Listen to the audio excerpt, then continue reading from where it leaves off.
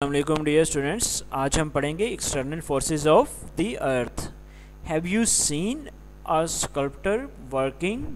क्या कभी आपने एक मुजस्मा साज को काम करते देखा है? स्कल्प्टर होता है जो बुत बनाता है, जो बुत तराशता है, जो मूर्तियाँ बनाता है, ठीक है, जो मुजस्मे बनाता है। He works on stone with his tools and carves out different features.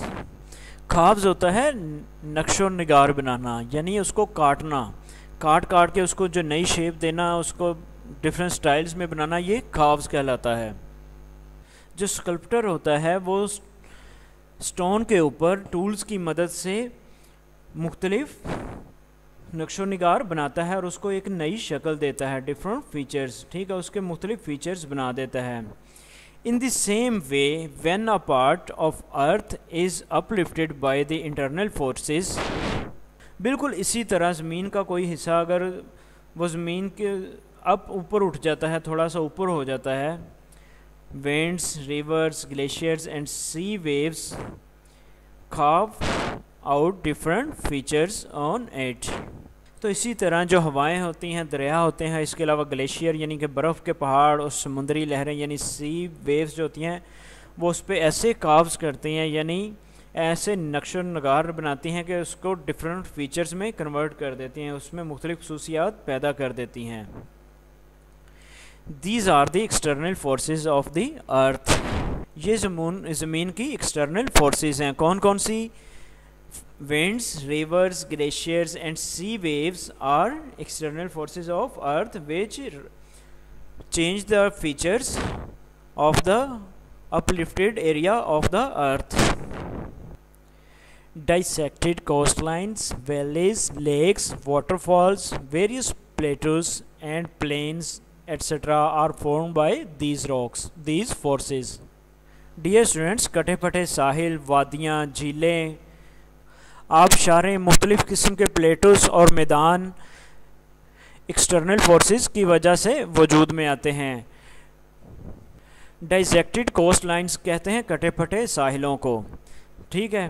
Valleys कहते हैं वादियाँ, ठीक है। लेक्स आपको पता है झीलें, और वाटरफॉल्स आबशारें, और इसके अलावा वेरियस प्लेटोस कहते हैं सतह मुर्तफ़ा को उर्दू में, ठीक है। तो प्लेन्स, मैदान, तो ये सारी जो चीज़ें हैं ये किस तरह वजूद में आती हैं? ये अर्थ के एक्सटर्नल फोर्सेस की वजह से वजूद में आती हैं। तो अर्थ के एक्सटर्नल फोर्सेस कौन सी हैं वो मैंने पहले भी आपको बता दिया, ठीक है।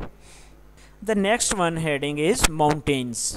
Mountain is a major land form which is clearly high from the surroundings areas and has sloping surface. Its base is broad as compare to its top. Dear students, पहाड़ एक बहुत बड़ा लैंड फॉर्म होता है जो आसपास की जगह से बहुत ज़्यादा बुलंद होता है, और इसकी जो सतह होती है वो स्लोपिंग होती है। माउंटेन की, पहाड़ की स्लोपिंग यानी ढलवानदार, नीचे की तरफ जो आती हुई। माउंटेन की जो बेस होती है वो इसकी टॉप की निस्बत ज़्यादा ब्रॉड होती है, यानी ज़्यादा वसी होती है।